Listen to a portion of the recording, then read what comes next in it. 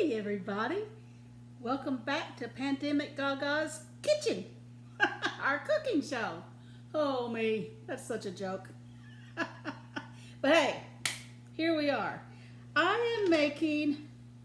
already started browning my hamburger meat, just so I could be ahead a little bit, because it takes just a few minutes to brown hamburger meat. We are making, what are we making? I don't know what it's called. Taco something. Maybe we'll call it taco on a plate. I don't know. Maybe it's a nacho on a plate. I don't know. But it's good.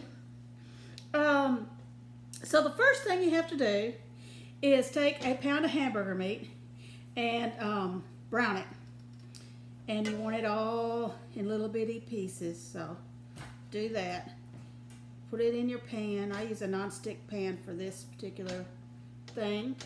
And my hamburger meat is brown, and then once it starts browning, you want to, it's according to how much fat your hamburger meat has in it. Yeah, hello, Mikey Dale. It says, he says, he silently walked through, tiptoed even. You want to brown your hamburger meat, and if there's any excess grease, the fat that would come from the hamburger meat, you want to cook that off, and watch that you don't burn it, but you want to cook that down and cook that off, that extra grease, just because, ooh.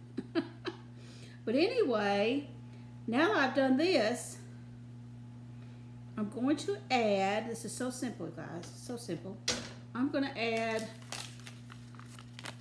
taco seasoning. I like to use McCormick. It's just a bag of original taco seasoning. So if this one's original, I guess there's others, and you can just do as you please. But I'm going to rip that right open, and it's just a seasoning that's already been mixed up for you. And I'm going to put that in there. Oh, it smells good. Then I'm going to take this bag to my sink, and I'm going to put some water in it. Hang on just a second.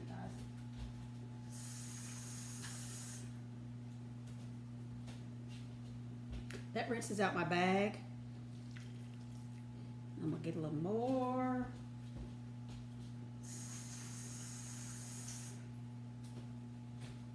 I see no reason to mess up another dish when you don't have to. Plus it gets all that flavoring out of there really good. So there's that. So there we are. You can follow on the package. It's okay. I just don't. Now, I'm going to stir that up, and it's very watery, but that will cook down in just a little while. And then, and while that's, let's let that cook down for a minute. See how I have that all mixed in there? But see how liquidy it is? I mean, I want to add something to it. I have got a can of kidney beans. I like the light red. There's dark red. You can just do as you please. You can get those little black beans. They come in cans. You can get those if you want to. I don't use those unless somebody's here at the house besides us. But I'm going to drain this can. Now I'm just gonna see. I just lifted my lid. I'm just going to use my lid to drain. See? So here I go over here again when you can't see me because I don't have a camera person.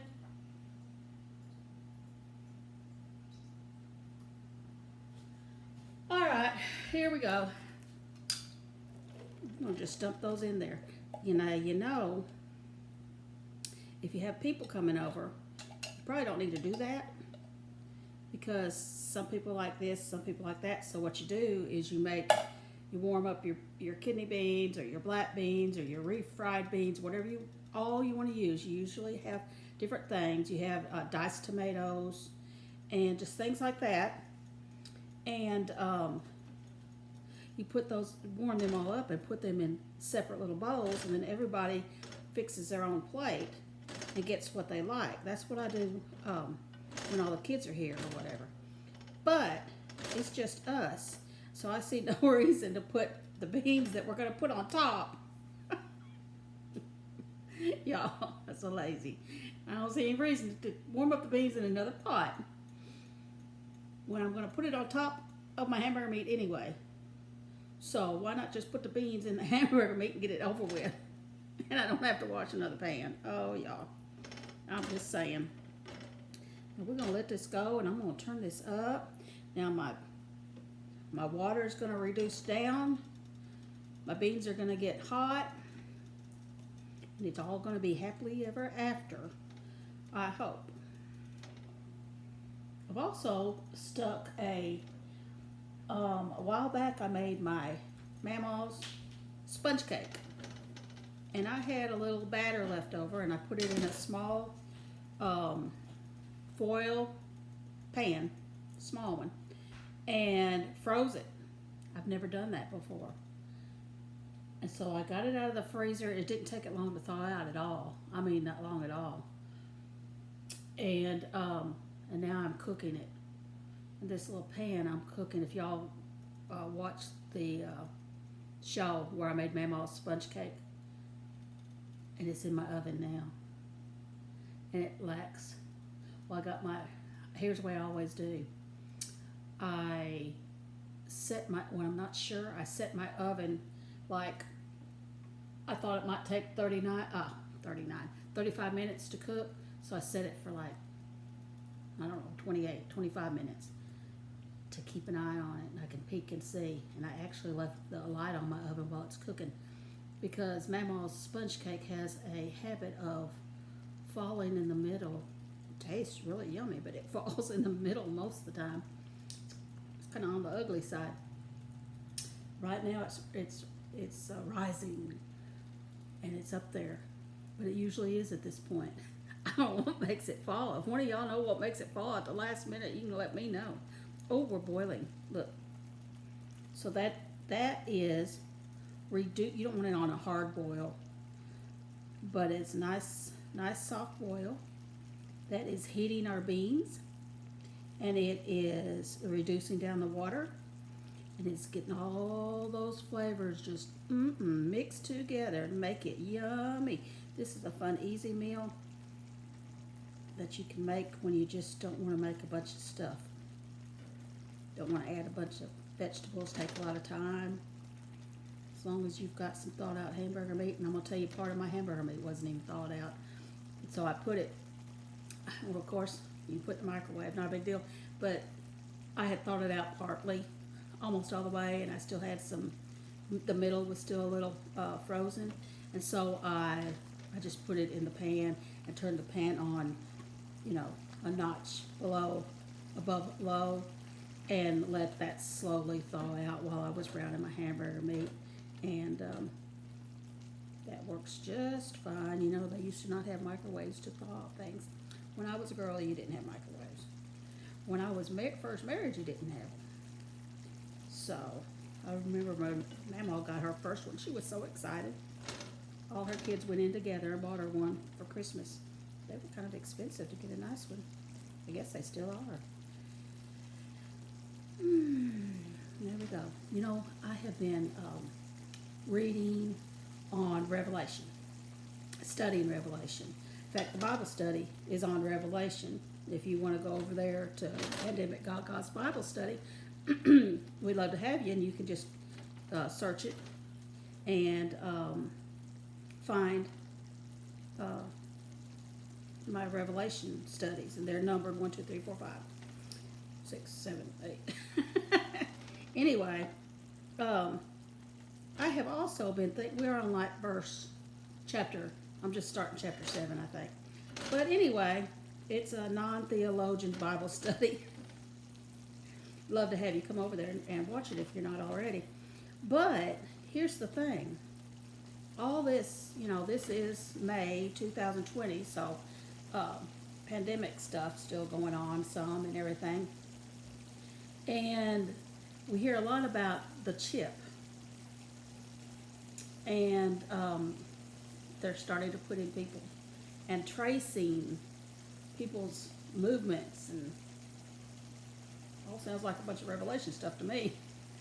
But I will have to say, when I first started thinking about it, or whenever I've thought about the end times and getting the mark of the beast, not getting the mark of the beast, I figured it would be kind of simple because I thought it would be a tattoo. You go, you get a tattoo here, you get a tattoo here, wherever, and it would be obvious that that's what you were getting. And now they come out with this chip that they're trying to push on us. And I have to wonder, you know, I don't mind progress. I mean, I like the cell phones and iPads and whatever, so I don't have a big issue with progress. I like it, or technology, even though I don't understand most of it. Still don't have an issue with it. I think it's done a lot of wonderful things, just like anything else that's ever been invented. But if you take this chip in the name of tracing, knowing if you come in contact with a sick person or something, you can, I don't know if I even want to know that, just to be honest with you, but in putting that in, they're going to start putting it in newborns just automatically, so they don't ever know it hurt them, and so that if they're ever stolen, they can find them, or Alzheimer's or dementia patients, to help keep track of them. I mean, all those kind of things sound, I guess, reasonable, but once that's in there, they have your stuff, and so they wouldn't even have to force you to take the mark of the beast. You would already have it. I don't know. I'm very surprised, I guess, that we could. Can you inadvertently take the mark of the beast, not know it, or something? I mean, I've just come to the conclusion that our Lord always speaks to us, and I'm just thinking that He is going to put it in a Christian's heart, that we will know that we don't need to do that. I don't know how that's all going to happen. I don't know, but I had just never thought about it being something that you could possibly do without even knowing that you did it, kind of thing. I don't know. That's been on my mind a lot. And I don't know. Y'all tell me what you think. I mean, I guess I didn't know that it was going to be something that I'd never thought about, that it could be something so sneaky. Or does this not have anything to do with it? Does that chip not have anything to do with it? I don't know. I don't know.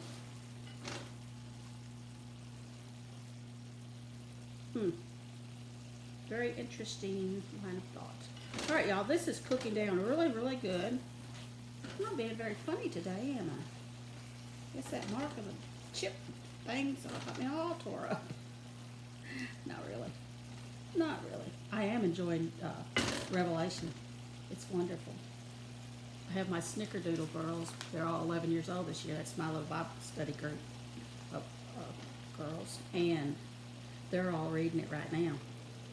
And they're not trying to study it. They're just reading through it. And I'm really proud of them because it is hard to even read, you know. And they're doing good. So, all right, we got our beans in there. We'll turn this down now. Our liquid has reduced a lot, mostly. And now, here's what we're going to do.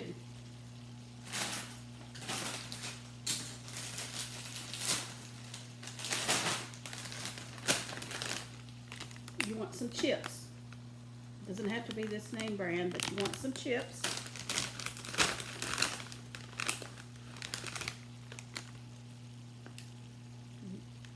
They have made all different kinds of ways, but this is what I've got. So let's turn it all around just a little bit. Let's look over here. Get this out of our way. I'm just going to take some chips, throw it, scatter on the plate.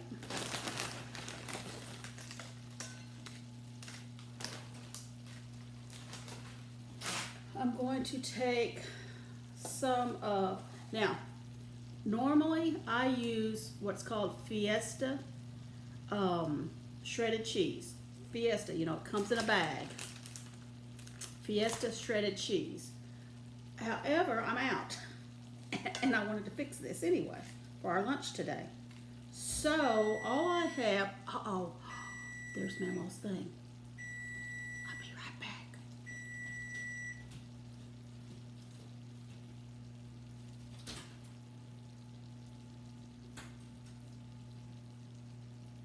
Oh, it smells so good. I'm gonna leave it in there a little bit longer, but I think it's gonna fall. Don't care, it smells so stinking good. But anyway, I'll put my chips on here. Oh, all I have is, I use Fiesta. That is, what that means is it's a blend of different cheeses that are all shredded up. But all I have is mozzarella shredded cheese today. So that's what's going to be on top. And I'm going to take a slice of Velveeta and rip it up and put it on top too. It'll melt. And I love Velveeta cheese. I love any kind of cheese, just about. And put on there, just because Velveeta's, just give it a little more taste besides just the mozzarella. And so let's do this. And I'm just going to take this spatula.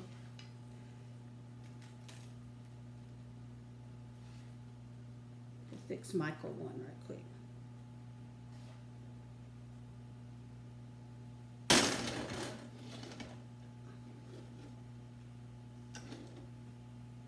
And we'll take our mozzarella. Put it on there. A little more. Just as much as you want. We're going to take this little Velveeta. Let it melt on there. Because those, see that meat and those beans are hot. And they will melt.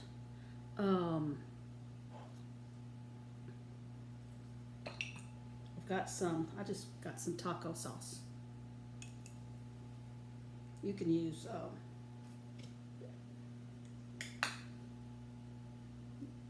Rotel or whatever you want to, but I've just got this taco sauce right now. I usually have that Rotel, but I'm going to put that on there. Makes it real pretty. You can have some shredded up lettuce and put on there. But I don't have any lettuce, so there you go on that. I'm going to put some, I'm going to put some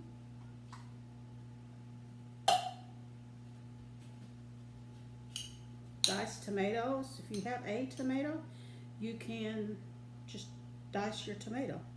Or, you know, you can get tomatoes and tomato dices and green chilies.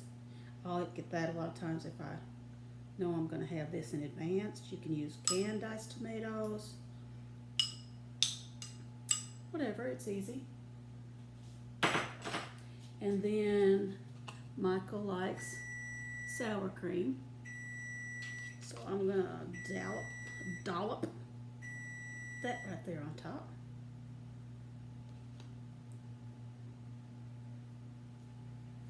And there you go.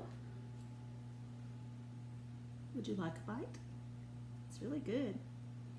I'm going to give, he will pick up by these to eat, but I'll also include a fork because by the time he gets to the bottom, he'll probably need one. And ooh, that's going to be so good. You guys enjoy. Have a good day. See what you think about the chip.